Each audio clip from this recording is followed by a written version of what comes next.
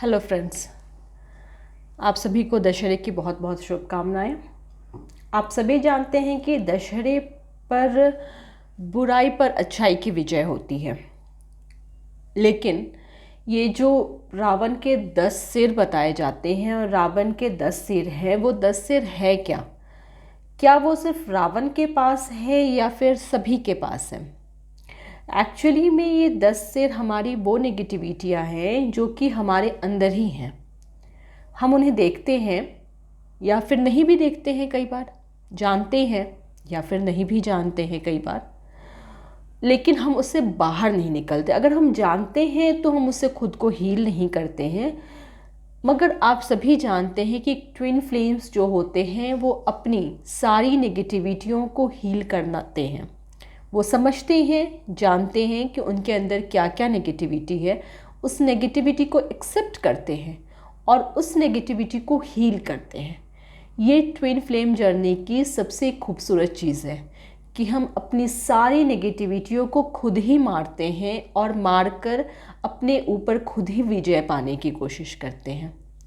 मुझे जो सबसे ज़्यादा इस जर्नी का सबसे ज़्यादा जो पसंदीदा पार्ट है वो यही है कि हम अपनी बुराइयों को जीतते हैं, अपनी बुराइयों को मारते हैं, उसको हील करते हैं, उसको जीतते हैं और फिर हम अपने जर्नी में आगे बढ़ते हैं।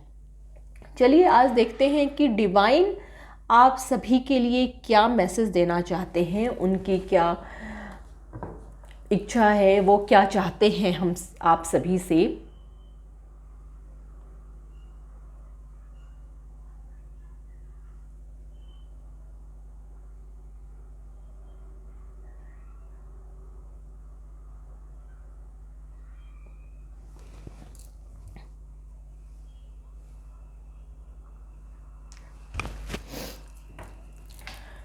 मैं बता दूं कि ये एक जनरल रीडिंग है। अगर आप पेड रीडिंग चाहते हैं तो आप कांटेक्ट कर सकते हैं और अपने एनर्जी से कनेक्ट होने के लिए मुझे कमेंट ज़रूर करें ताकि मैं आपकी एनर्जी से कनेक्ट हो सकूं।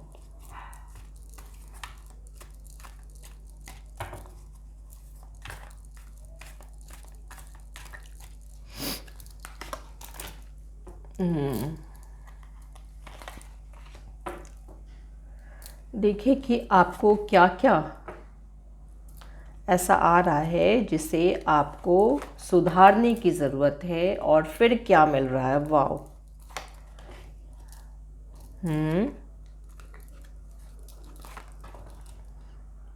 फाइनेंशियल इश्यूज भी, इफ इवन एक्चुअली ये फाइनेंशियल इश्यूज नहीं है आपके पास सब कुछ, ठीक है ना, क्योंकि ये तो केतु का कार्ड है, तो आपके पास है सब कुछ। जिस दिन आप ये एक्सेप्ट कर लेंगे कि आपके पास सब कुछ है, आप समझ जाएंगे, लेकिन उस दिन आप निश्चिंत हो जाएंगे और इस एनर्जी को जान पाएंगे कि आपके पास क्या है और क्या नहीं है। ठीक है, बहुत अच्छी एनर्जी है, बहुत अच्छा कार्ड है। मैं यहाँ पे रखती हूँ, आप लोगों को ये भी दिख रहा होगा। वाओ, आप सभी देखो एनर्जी कितनी अच्छी है। देखो आपके बीच में जो जो नेगेटिविटी है, आपको सिर्फ उन चीज़ों को दूर करना है। क्या करना है सबसे पहले देखते हैं। मेजर अरकानास के कितने सारे कार्ड आए हैं।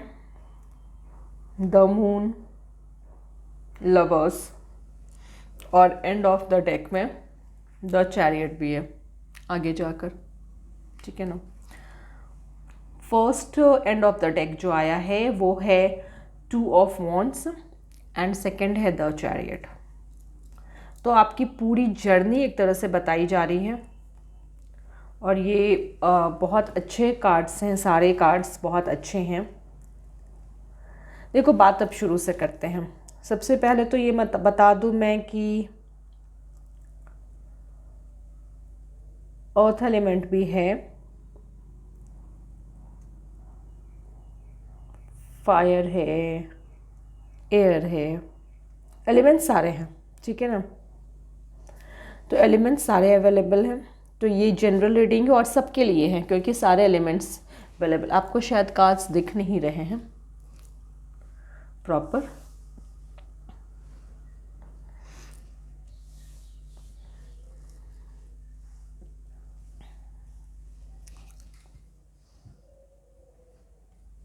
आई थिंक अब क्लियर है। Okay good.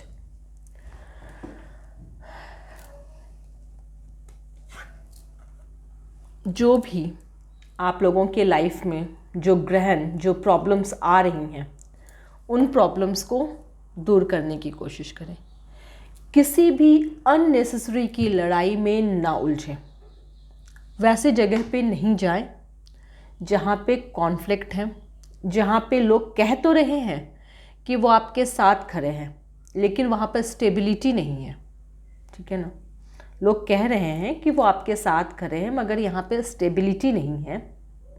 लोग दिखावा कर रहे हैं लेकिन कुछ फ़ायदा नहीं है ऐसी जगह पे। अगर आपको ऐसा कहीं भी अंदेशा लग रहा है कि वो जगह आपके लिए नहीं सूट कर रहा है तो आप वहाँ से चले जाएं। अगर आप उस जगह पे वहाँ पे रहेंगे तो आपको हमेशा ही ये लगता रहेगा कि आपके पास कुछ नहीं है। अगर आप ऐसी जगह पे रहेंगे तो आपको हमेशा ये लगता रहेगा कि आपके पास कुछ नहीं है, कुछ नहीं है, कुछ नहीं है।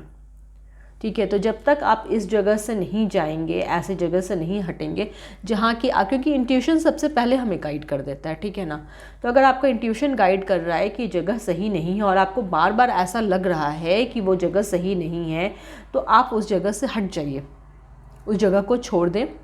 और जैसे ही आप उस जगह को छोड़ेंगे आपके अंदर कॉन्फिडेंस आ जाएगा, आपको लगेगा कि अब सब ठीक है और फिर आप इस जोन में भी आ जाएंगे। ठीक है। उसके बाद देखिए कितना खूबसूरत कार्ड है, द लवर्स का कार्ड है। तो उसके बाद आपके पास सब कुछ है। तो आप तो पहले यहाँ से अपने आप को रिलीज़ करें। कहीं पे आप स्टक हो रहे हैं, जहाँ भी स्टक हो रहे हैं वहाँ अपना दिमाग ज़्यादा इस्तेमाल करने की बिल्कुल कोशिश ना करें। ठीक है।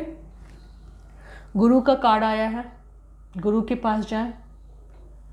गुरु प्रॉब्लम्स को भी दूर करते हैं और प्रॉब्लम्स को दूर ही सिर्फ नहीं करते हैं, जो आपकी नेगेटिविटी होती है ना उसको भी ले लेते हैं।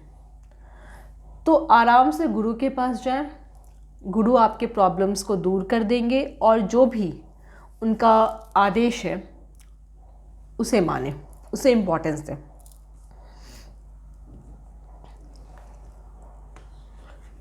ऐसा कोई जगह लग रहा है जहाँ आपको लग रहा है कि बीच में कोई है जो परेशान कर रहा है, वहाँ से हट जाएं। हट जाएं। प्लेजर भी है, खुशियाँ भी हैं, सब कुछ है।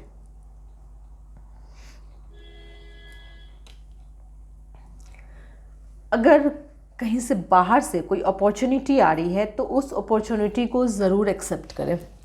ऐसी कोई अपॉर्चुनिटी आ रही है, आपको लग रहा है कि बाहर से कोई अपॉर्चुनिटी मिल रही है आपको, और अगर आपको ऐसा लगता है कि उसमें क्या होगा, क्योंकि बाहर इन द सेंस कि मैं बात कर रही हूँ फॉरेन भी हो सकता है वैसी जगह जहाँ पर कहीं पानी हो, वहाँ से आपको कुछ अपॉर्चुनिटी आ रही हो, जहाँ पर आप सोच रहे हैं उस साइड, क्योंकि आपकी दिशा उधर की ही बता रही है। तो अगर आप सोच रहे हैं कि आप उसे एक्सेप्ट करें नहीं करें, कोई फॉरेन टूर आ रहा है, क्योंकि इसमें भी आ रहा है, देख दो एंड ऑफ द डेक भी यही बता रहा है कि अगर आपको बाहर की कोई अपॉर्चुनिटी मिल रही है तो उसे आप ज़रूर एक्सेप्ट करें। अब बाहर का मतलब मेरा ऑब्वियस है कि इंडिया से बाहर की बात हो रही है। उसके अलावा आप जहाँ पर अभी हैं उस जगह को छोड़कर कोई ऐसा जगह जहाँ पे पानी काफ़ी ज़्यादा है, वाटरी प्लेस है, वहाँ पर भी अगर कुछ अपॉर्चुनिटी वहाँ से आ रही है तो आप उसे एक्सेप्ट कर सकते हैं। आपके लिए बहुत फ्रूटफुल होगा, बहुत फ्रूटफुल होगा, बहुत हैप्पीनेस होगी। ठीक है ना।